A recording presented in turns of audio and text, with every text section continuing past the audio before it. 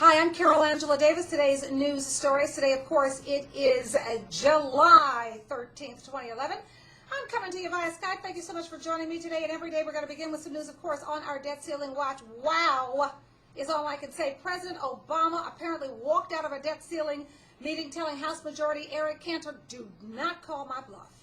Okay? All right, it seems the ever disrespectful Eric Cantor, he is so disrespectful, interrupted the president 3 times. How dare you interrupt the president once? He apparently interrupted the president 3 times while the president was wrapping up the meeting. Oh yeah, okay. This happened, as we said, while he was wrapping up the meeting and the president also referred to his pledge to veto any short-term extension of the debt ceiling. We should tell you, Obama says this, I will not yield on this. This could bring down my presidency, he says, but I will not yield on this. Stand firm, President Obama. And remember what Bill Clinton said, don't blink, okay? Also, we should tell you, 3 Republican lawmakers have introduced a bill urging the White House to prioritize who gets paid first if Washington does not raise the debt ceiling by August 2nd. The bill sets 2 top-tier priorities, the governments and the militaries, before anything else. Okay, let me say this to you. I want to be very clear. We aren't paying any people in Congress. So there are no paychecks for them. Okay, you didn't do the job.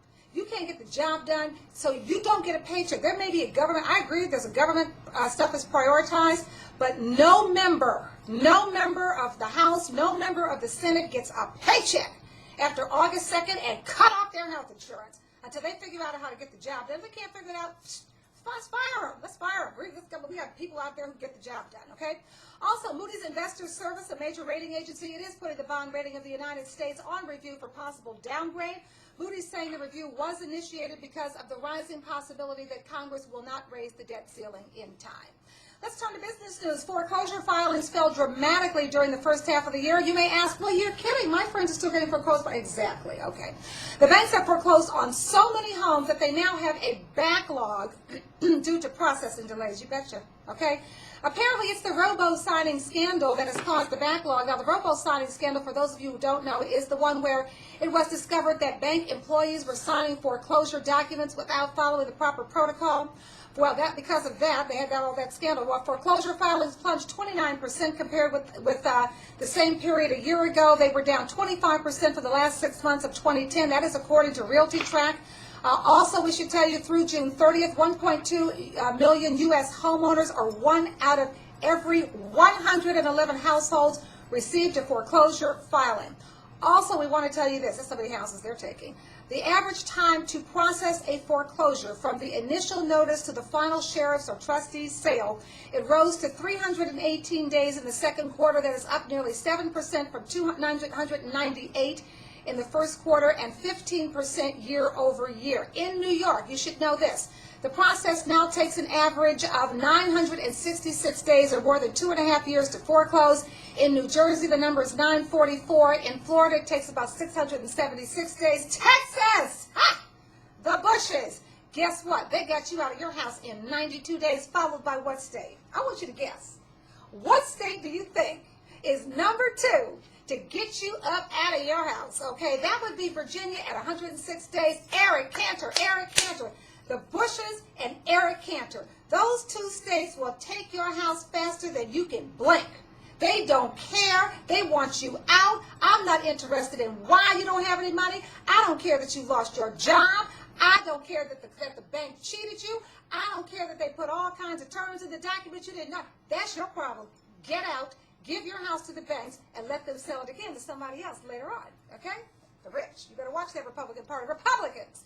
If you're a Republican, you're in the wrong party. Unless you are thinking like this, you better run to the Tea Party, okay? In international news, Venezuelan President Hugo Chavez says he's expecting to have to go through radiation and possibly chemotherapy for his cancer.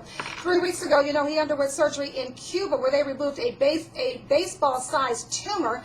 Chavez still not revealing what sort of cancer is involved, but experts believe he could have suffered, they don't know, he could have suffered bladder, kidney, prostate, or rectal cancer. Chavez saying the cancer has led him to reflect about what he called fundamental errors in his lifestyle. Listen to this, such as drinking 40 cups of coffee a day. How did he pull that off? Carrying 3 cell phones, eating whatever was available, and not sleeping and not letting his minister sleep. Well, you should know that Chavez is up for re-election in late 2012.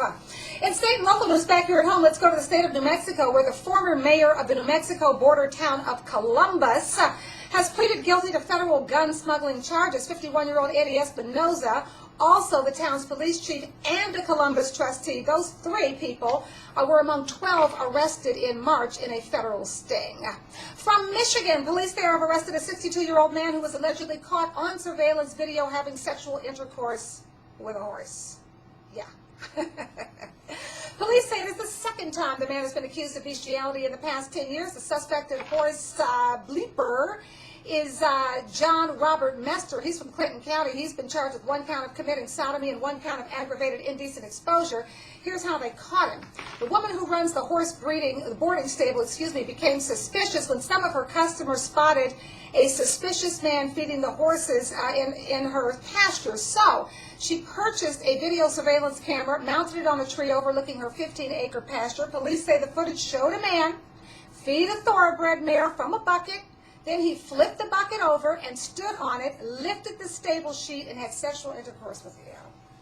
Oh my gosh. Now let me tell you something. I want to say this about this man, because I remember when this story first came out, it was back a few months ago. And one of the things that they did say is that this man has bipolar, some sort of a disorder, mental disorder, and when he's off his medication, he's fine as long as he's on his medication. But when he's off his medication, these are the kinds of problems that arise. So just say that, just to have a little compassion for him. Okay. Finally today, from Brooklyn, police have arrested a man in the killing of an 8-year-old boy. This is every parent's nightmare. The boy's dismembered body found earlier this week in the suspect's freezer and in a trash bin in Brooklyn. Under arrest is Levi Aaron. He's 35 years old. Police say the young boy had stopped to ask the suspect for directions on his way home from camp. And his camp was only 7 blocks away. He was supposed to meet his mother his mother let him walk home. He was supposed to meet his mother at a certain point that was 7 blocks from the camp, and he never got there. He got lost on the way. He asked for directions. Police say 35 minutes after the boy left the camp, he was inside the suspect's 1990 brown Honda Accord. Police say there's no evidence of a sexual assault, and it didn't seem like Aaron had ever seen the child before. Oh, those poor parents. Our heart goes out to them. It's very, very, very sad. Those are your stories. This is July 14th, 2011. Thanks for joining me. Please follow me on Twitter at Carol Angela D. Also Facebook, Carol Angela Davis, or send me an email, carolangela.davis@gmail.com. This is your reality news chat for the day. Have a good day. I'll see you tomorrow.